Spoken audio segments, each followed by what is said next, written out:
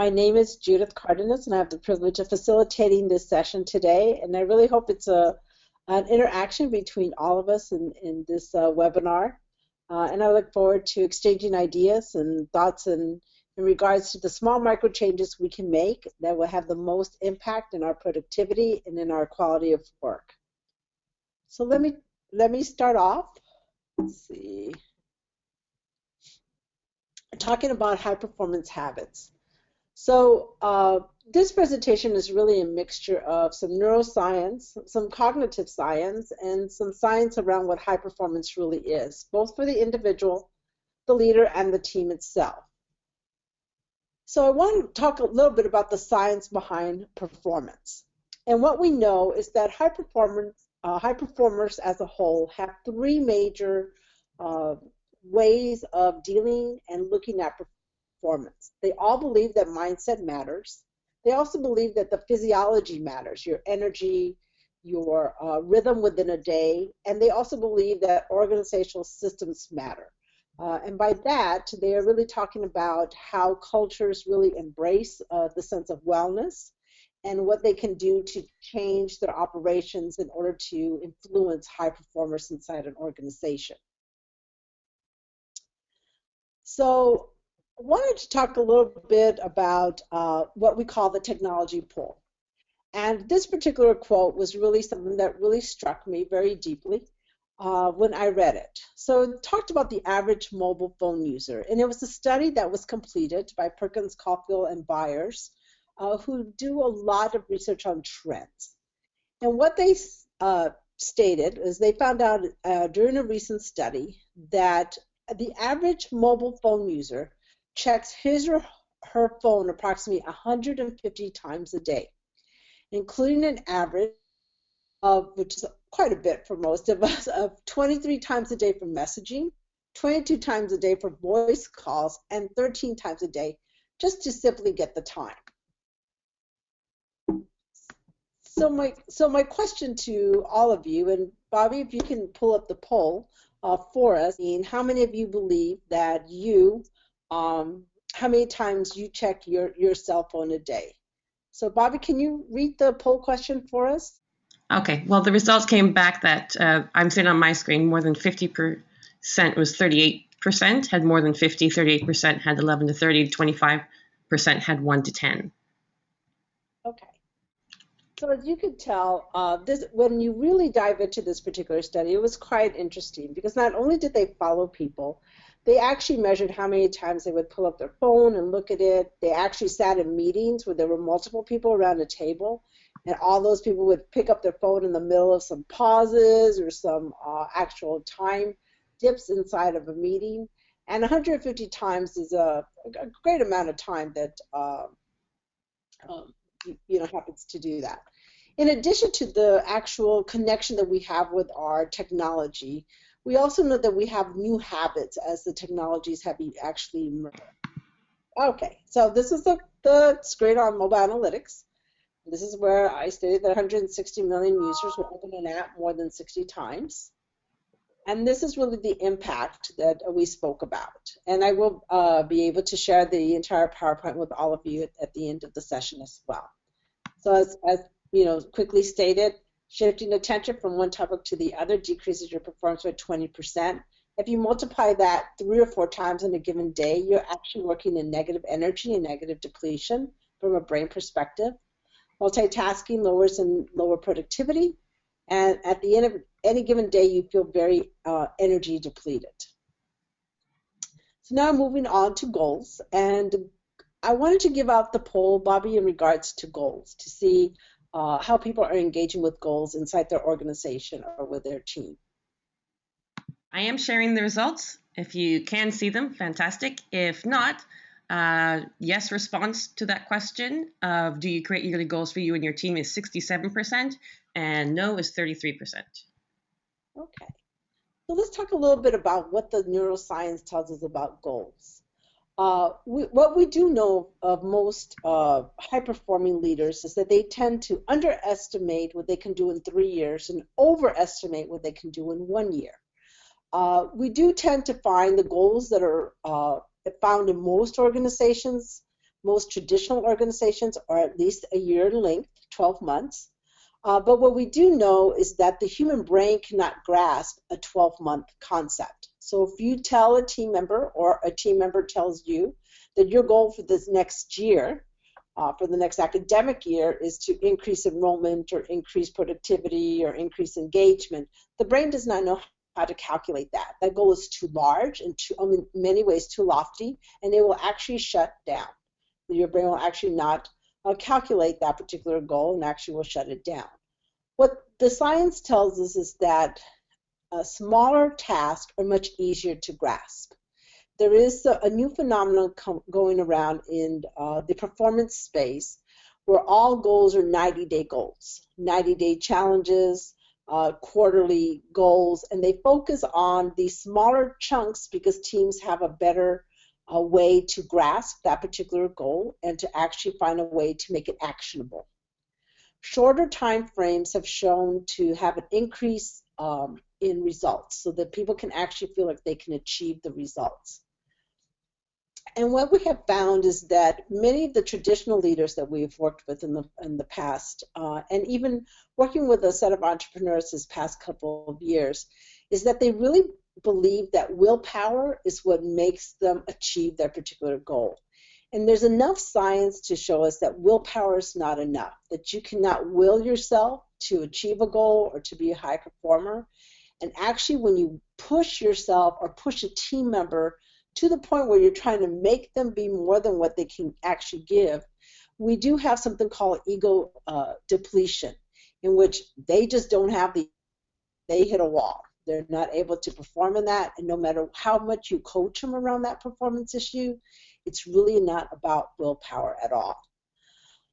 What we also know is that if people document their goals by putting in small chunks, that they tend to work faster and navigate a bit quicker in order to achieve their goal. And so we're working right now with a group of people who are focused on creating those larger goals into more performance goals for the next 90 days and what they need to do, and then breaking it down even further, saying, what do you need to do this week? What are the 3 things you need to do this week in order to achieve this 90-day goal? And we have seen some phenomenal successes of people who are able to navigate that goal in just a better, more fluid way. There's also something in the literature called the 90-15 habit, which is 90 minutes of work where you're actually focusing on a task and 15 minutes of a break. And the 90-15 habit seems to be quite successful for athletes, for musicians, and for CEOs of organizations. So it's just 90 minutes of work, 15 minutes of break. 90 minutes of work, 15 minutes of break. And what that does is it allows you to concentrate fully on that particular task. Now, what we also know about organizations is that's not always possible. Many of you are at meetings first thing in the morning. Many of you are at meetings for half a day, a whole day, a retreat day. But if you think about it and think through your career, those long stretches of meetings and interactions and discussions oftentimes did not lead to your best productivity. So a 90-15 habit is also good for meetings. We're asking people maybe to take that into account when they do retreats, so that there's smaller breaks throughout the day, or even if they could focus just 90 minutes a day, because there's so many meetings. Many of my colleagues tell me that they spend the majority of their day inside a meeting, that if they just chip away 90 minutes, then the rest of the day could be meetings, but that 90 minutes they actually can get one of those objectives completed in order for them to achieve their goal. So that's what the neuroscience tells us, that goals are good, but if they're too large and too long, the brain does not calculate them. They get kind of meshed in with other competitive forces into the attention span. But if they're broken down into graspable bite sizes, that an employee or leader is able to grab hold of them and make them more achievable and have higher results. So that's a little bit of what the science tells us about our goals. So energy management, not time management. So Bobby, can you pull out the poll on energy? I'd like to hear what people are doing and how do they feel they're managing their energy. And I'm sharing the results. 88% said morning, 13% said afternoon. Okay. And that really just is one, those numbers are wonderful. They align themselves directly with the literature. What we're finding in the literature is that high performers tend to have more energy and more the ability to focus their time in the morning. Here's a couple of facts about our energy that I thought were kind of interesting and kind of counterintuitive when I was really thinking about how we manage our day or how we manage our day inside an organization. So our mental energy is at the highest at 11 a.m. And this is considering facts like our body temperature, our mind agility, our ability to stay focused for a prolonged period of time on a particular task. Now, I'm not sure about your organization, but I know the organizations I work with, we rarely have an 11 o'clock meeting. We have either early morning or right after lunch or maybe sometimes at 10. But 11 o'clock is really where your mental energy is at the highest. Your energy starts to sink at about 2 p.m. So this is the time where we always ask people, get up, take a walk. Those are the best 15 minutes of the 90-15 rule to actually re-energize your body. Your body is starting to sink down, and depending on what you ate for lunch, going back to the physiological mindset, or the mental mindset and the physiological mindset, your energy could dip quicker than 2 p.m., but by 2 p.m., you're a bit sluggish and a bit tired. Again, go back to your organizations. How many of you have 2 p.m. meetings? How many of you are actually on the phone or actually have class at 2 p.m.? 2 p.m. is really the time where you see some energy dropping. Your body temperature peaks at 5 p.m. This is where you have the highest level of oxygenation inside your lungs. You actually have, it's a great time to exercise at 5 p.m. Usually have what we call the second burst or the new burst of energy, which is about 6:30 p.m. where you feel like you can work another couple of hours. And the best time for creativity is 9:30 p.m. So those of you who said your energy is highest in the morning, take advantage of that time. Instead of working on time management, I always work with clients on working on energy management. If the morning is best for you to focus on those critical tasks the first 90 minutes, get them out of the way, have the best meeting that you can, hopefully at 11 a.m. And the best time for you to be creative is actually 9:30 p.m. And basically what the science is telling us is that is when most people are a little bit tired, they're not as defensive, and they're really allow themselves some time to be creative.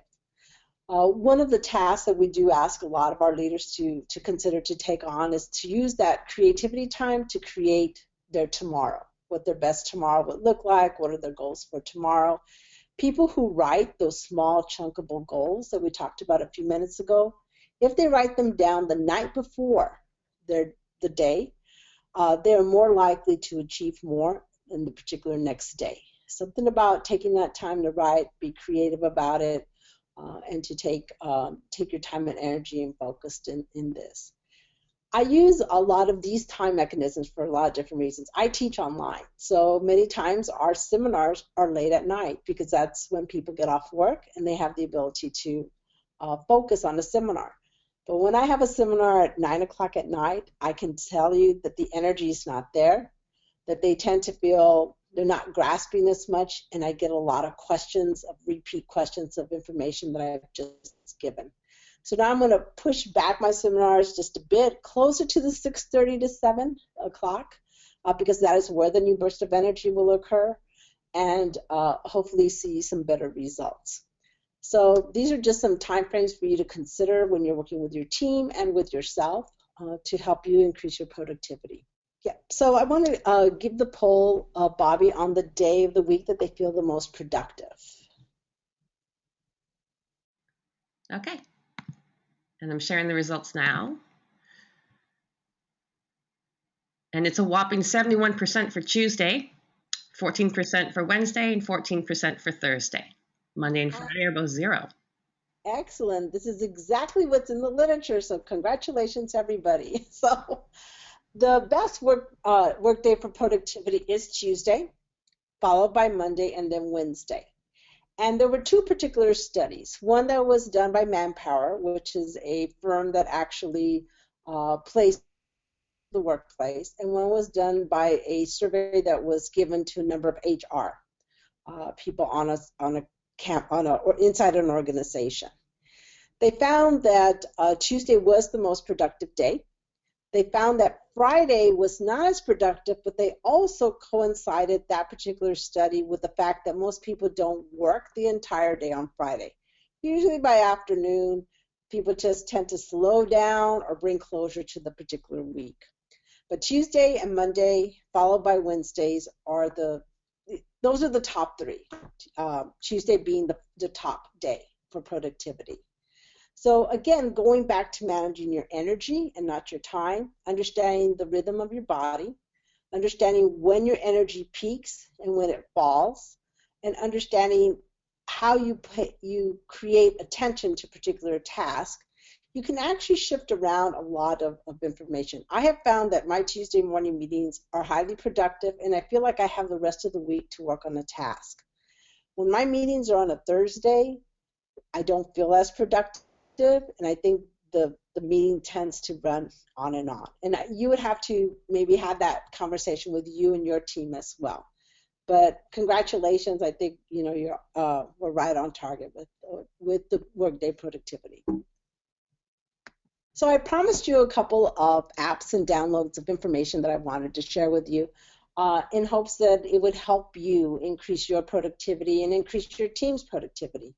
So one is a free app called Checky, and I use Checky quite a bit. So Checky is an app that actually tells you how many times a day you check your phone. When I first downloaded the app Checky, I wasn't really sure about it. My very first week, on an average, I was checking my phone 76 times.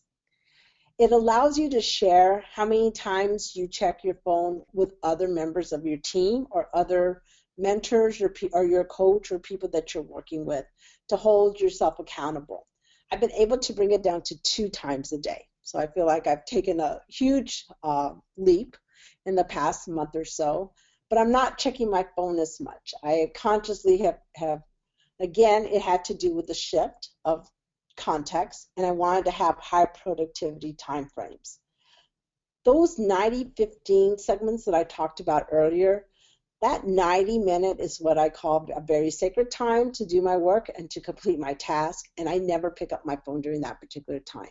But Checky is a great app. I use Checky when I mentor college students. One of the college students I mentored checked her phone on an average 380 times a day. She was just constantly checking any time that there was quiet space. Now, one thing about Checky that I have to say is that the research behind how we're connected to our mobile technology is quite interesting. So we have found that people will tend to check their iPad or check their phone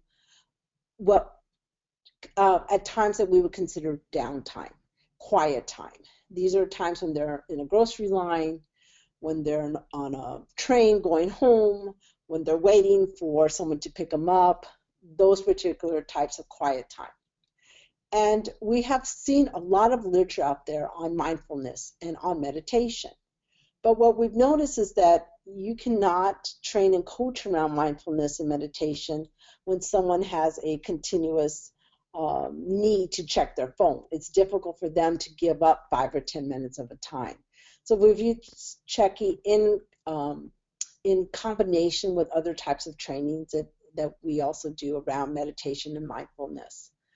One thing about Checky is that the literature behind the need to constantly be connected to your phone also has some pretty significant research around the genders.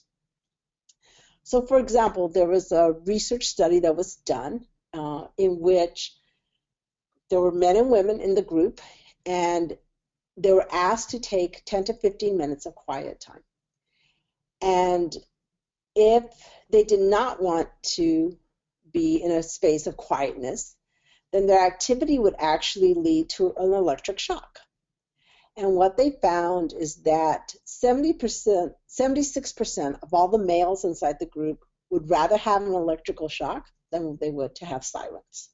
And so I'm not saying that we should shock anybody in our organizations, but it is showing that there is a difference in the way genders approach silence and the way that they focus and their need for quietness and mindfulness. Now remember, mindfulness is not necessarily meditation. It's just having the ability to be in a space in a focused way for a period of time. So mindfulness doesn't necessarily mean there is a mindfulness meditation, but mindfulness and meditation are not necessarily the same thing. So I would check out Checky. It's a great free app. And then the other free download that I would suggest is called justgetflux.com. And Just Get Flux is a download on your computer that actually dims the light of your screen as it coincides with the time of the day. Because what we know is that not only when people have a lot of light during the evening hours, the amount of melatonin that's released is lowered and they have a hard time getting to sleep. So Just Get Flux, actually when you download it, about 7 or 8 o'clock, you can actually see your screen changing and the brightness of the light dimming. You can still see the screen, you still work, but the amount of light that's actually hitting your eyes of the bright light, of the blue light, actually dimmers down. And we've had phenomenal success. People, I'm in one private Facebook group, and they love it because they can actually see where the light does dim down. It also triggers that maybe it's time to prepare and get ready to go to sleep. There are a lot of studies that show that high performers also tend to turn off their technology 1 hour before they sleep, and they tend to not turn it on right away. They tend to turn it on probably 1 hour after they wake up. Just Get Flux is a great free download version. Both of these apps have helped with people that we have coached in regards to productivity. They do elevate your sense of control of your time and your performance, and they're free. So it's just great. It's great for students and people you coach and parts of your team to help them get aligned. So I wanted to share with you a little bit about the science of productivity, how you can make just small habit changes, understanding how your mindset plus your physiology can really influence how effective and how alert you are in order to be successful with your goals, and give you a few free downloads and apps that will help you actually measure what changes you might need to make. So I'd like to open it up to see if any of you have any questions.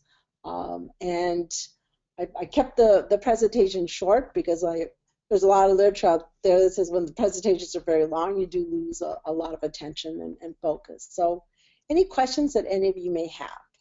She said, how might we determine how our individual preferences might be? So a couple of ways. First of all, I do a lot of journaling or logging, at least for a week, to determine where my highs and lows are. I also take into account where I feel like I'm most productive, and I jot that down so I know what kind of stimulation from a brain perspective actually stimulates me, what I like, what I don't like, how I like to work. In regards to the physiology, again, I look for the dips. There are some actually diet modifications that a lot of nutritionists are recommending that prevent you from actually dipping in your energy throughout the day. And most of them have to do with decreasing the amount of sugar during your daily intake. And in regards to your connection to mobile technology, again, it's more up if you can either unconsciously be picking up that phone and looking at it without even considering that, and that's why I really love the app because it will actually tell me how many times I pick it up without me knowing. But I think it's more about knowing yourself, knowing your highs, your lows, when you want, when's the best time of the day for you, and what's the best day of the week for you.